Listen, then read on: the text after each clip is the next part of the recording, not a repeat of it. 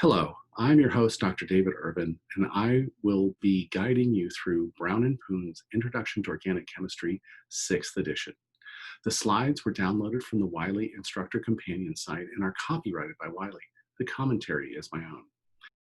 I have divided each chapter into smaller sections to make it easier to view on a wide variety of platforms. So let's begin.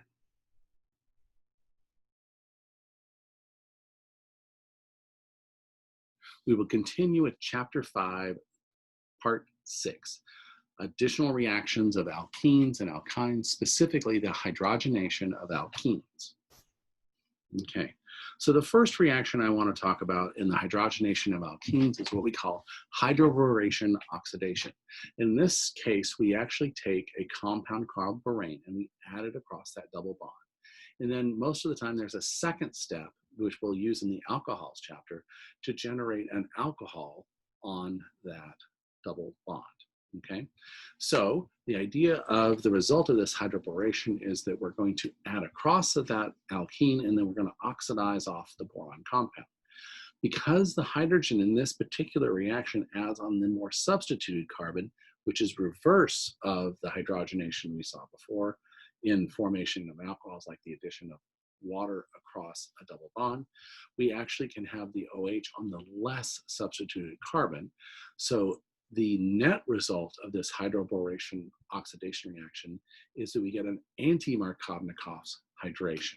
Okay, let me show you a little bit more about that. So in the hydroboration oxidation step, the first step is actually the addition of the boron compound across the double bond. And the way it adds across the double bond is it takes a reaction of boron, which is boron is a trigonal planar with 3 hydrogens on it, right here. And so this bond here will add across a double bond, giving you a hydrogen on one side and the boron on the other, giving you a new sigma bond. And this can continue to react until all of these boron hydrogen bonds are consumed. And so we'll actually end up with a species in here that has 3 alkenes attached to the same boron atom. Okay, now we can most commonly use this is because boron is a gas, we typically dissolve it in a solvent like THF to give us this compound of BH3 in tetrahydrofuran. Tetrahydrofuran is a solvent we use frequently. It's an ether solvent, and we'll talk about those properties in a couple chapters, but this is a very non-reactive solvent, and we can use it as a support for this boron to give us this complex here, this complex between the boron and the THF to give a nice stable compound that still does this reaction across the double bond. Okay, so let's talk about the boron again. It's atomic number 5. It has 3 electrons in its valence shell, and it's one of the few atoms that doesn't follow the octet rule. So when it's in this octet, when it has these 3 electrons that it can share with 3 hydrogens in their outer shells, we can end up with a trigonal planar boron, okay? And it has an empty p orbital. Okay, but because it has all the correct number of electrons for the hydrogens and the boron, it actually has no charge. And so it is a tri-substituted boron with a neutral species. Okay, so that being said, that a lot of these boron compounds tend to be, quote, trivalent or have 3 bonds to other things, and it's a nice trigonal planar compound. Okay, again, boron's one of those things that kind of breaks the octet rule to form these kind of compounds again and again. Okay, so I said before that hydroboration is both regioselective and it's also what we call syn stereoselective, meaning it's going to add them both across the same side of the bond. Remember when we talked about the trans or anti-addition we saw in adding a bromine across a double bond? One of the bromines ended up on top, the other ended up on the other atom on the bottom. That's anti-addition. In this case, both the hydrogen and the boron end up on the same side of that double bond. That's syn stereo addition, okay? So the regioselectivity says that our hydrogen adds to the more substituted carbon, the reverse of Markovnikov's. And the boron adds to the least substituted carbon, okay? And it means that it also adds the hydrogen on the boron on the same surface. This is most easy to see when we look at alkenes and rings, because we can show you that the H and the boron both added across the same side. So in the case of this right here, this methyl cyclopentene, now this is a secondary carbon and this is a tertiary carbon. And because it's anti-Markovnikov's, that means we're going to put the hydrogen on the more substituted carbon and the boron on the less substituted carbon. But because it's syn addition, they're going to add across the same side. So when we do this, that means the hydrogen is going to end up on the same side as the boron right here, giving us our product. And that's if it attacked from the bottom. If it attacked from the top, it's actually going to give us this other product here where the hydrogen and the boron are still on the same side, but that's coming at the top of the double bond, okay? So we're going to get equal portions of both on the top or both on the bottom. Okay, so the reason we account for this regiospecificity and the syn addition is the fact that the alkene doesn't reach out and grab the hydrogen selectively as a positive charge and pull it into it to create that sigma bond. What we think is happening is the boron's actually slightly more electropositive, and therefore the hydrogen is slightly more electronegative. So it no longer acts as that Lewis acid. It's actually acting as the Lewis base. And so what we end up getting is that because the hydrogen side is partially negative and the boron side is partially positive, we get the addition of we start to form a carbocation. When we start to form that carbocation, it's going to be on the more substituted side, meaning the more substituted in. So if we have that partial carbocation on this atom here, and the hydrogen is the more electronegative of the two atoms, it's going to bond to that.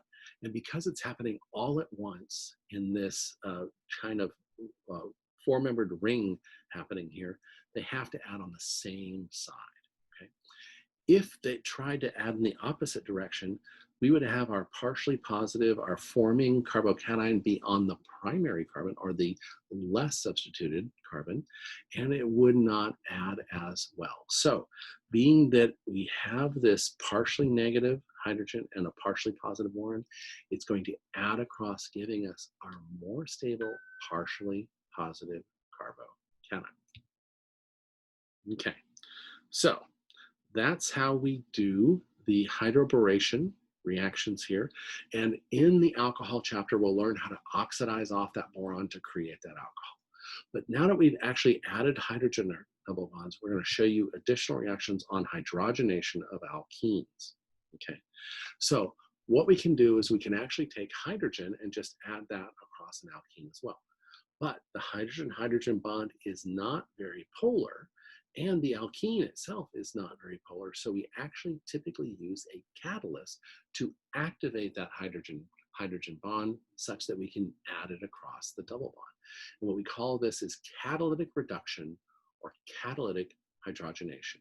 And most of the time we use things like palladium, platinum, and nickel, where we have the hydrogen adsorbed to the surface of the metal. And notice occasionally we use a little bit of pressure associated with here to get that hydrogen to adsorb to the surface of the metal, and then we get addition of the hydrogen onto the alkene, sorry. Okay, so if we're making this and we have to have this catalytic hydrogenation, where we have to have the hydrogen adsorb to the metal first, that tells us something about the regioselectivity, okay? So again, let's think about, because these hydrogenations are syn addition, okay, why are they syn addition? Okay, so our first step is those hydrogens attached to this metal surface, okay? And now our double bond has to float down to where this surface is. And since both that whole side of that double bond is coming down to those hydrogens, that means that both of those hydrogens are going to add on that same side because they're all attached to the metal at the same thing. So we can look at the hydrogen and the alkyl are both absorbed on the surface of that. We're going to transfer one hydrogen first, and then the next hydrogen second, because it's still attached to the surface. And once we attach that second one, it can now not be bonded to that surface anymore and drift away and is released as our saturated hydrocarbon. Okay, we had an alkene, which is an unsaturated hydrocarbon. We've added hydrogen to it. It is now a saturated hydrocarbon. Okay. And it's syn addition because everything happened at that surface. Everything has to happen on that same side, or syn addition. Okay, so let's talk about a way in which we can measure the stability of an alkene or alkane. And we do this by measuring the heat released during hydrogenation. Okay, so if you release just a little bit of heat in hydrogenation, that means you didn't store very much energy. But if you're releasing a lot of heat, that means you had stored a lot of energy in the system. Okay, so we can get a relative stability of our double bonds by looking at the heat of hydration and how much heat is liberated. All right, so if we look at just the ethylene right here, which is just the two carbons right here, and we add hydrogen across it, we release 137 kilojoules per mole. Okay, so if we're releasing 137 kilojoules per mole, that gives us, okay, that's where we're starting from. Okay, now if we take propene, which has one more carbon on it, and so that one of those carbons on the alkene is substituted, we actually release just a little less energy. Okay, you know, about 9 or 10 kilojoules per mole less. Okay, and by adding more and more longer carbons here, we don't see a change. Okay, so this change in energy drop has everything to do with the fact that we have one extra carbon, we have a substituted carbon on our double bond. Okay, so that's the difference in this energy here, is the fact that there's really no difference in energy between having just that one substituted carbon on that double bond or having no substitutions on that double bond. All right, now if we go to a different isomer, we put a methyl group on each side, so we have one methyl group on each of those double bonds of the carbon, we actually release a little less energy, meaning that having two carbons, one on each of the alkene double bonds sides, actually releases less energy, which means that having two carbons, having a carbon on each of the double bonds is more stable than having a carbon on just one side of the double bond. Now, if we look at this trans isomer here, it actually releases even less energy. That means that this cis isomer here, because these methyl groups are pushing out at each other, there's more energy stored in that than in the trans. These two are opposite each other. There's no tension between those. Therefore, it's even more stable. So the carbons bonded to the double bond are giving it the stability. Okay, so if one carbon gives some stability, and then two carbons on these two give more stability, what does three carbons bonded to that double bond do? It actually makes it even slightly more stable, releases a little less energy, and when we get to 4 different substitutions of carbon on there, we get to our least amount of energy released possible. Okay, so what does this tell us? Is that an alkene with no carbon substituents is the least stable. By adding one carbon, we gain some stability, but then as that chain grows, there's no additional stability added. We have to add another carbon to that double bond. So once we have 2 carbons to that double bond, it's more stable. But the cis is less stable because of they're butting up against each other. The trans is more stable because they're further away. And then a 3rd carbon to that double bond is a little more stable, and that 4th carbon is even more stable. Okay, so this is the result of what we just talked about here. Reduction involves a net conversion of a weaker pi bond to a stronger sigma bond. When it does this, the greater the degree of substitution on the double bond, the lower the heat of hydrogenation. okay? The greater the degree of substitution, the more stable the double bond was. The trans alkene is lower in energy than the cis alkene, meaning the trans alkene is more stable than the cis isomer, okay? And the difference is due to the non-bonding interaction between those R groups, or those carbons in the cis alkene. Okay, ooh. All right, so let's do our last slide on heats of hydration. Okay, so this is another example of just comparing cis and trans to butene. Okay, so the difference in energy between the cis compound right here and the trans compound right here has everything to do with these methyls groups coming up and interacting with each other. Because they're coming up and interacting with each other, they're straining the bond, they're pushing it out like this. And we can measure that change in energy as 2 kilojoules per mole, 4.2 kilojoules per mole, because that's the difference between having it there and not having it there. Once you get the trans, you have no more strain. These are just floating out in space.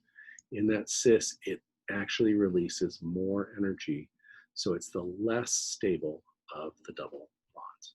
Okay, now stay tuned for the last version, part number 7. We're going to talk about reactions of alkynes.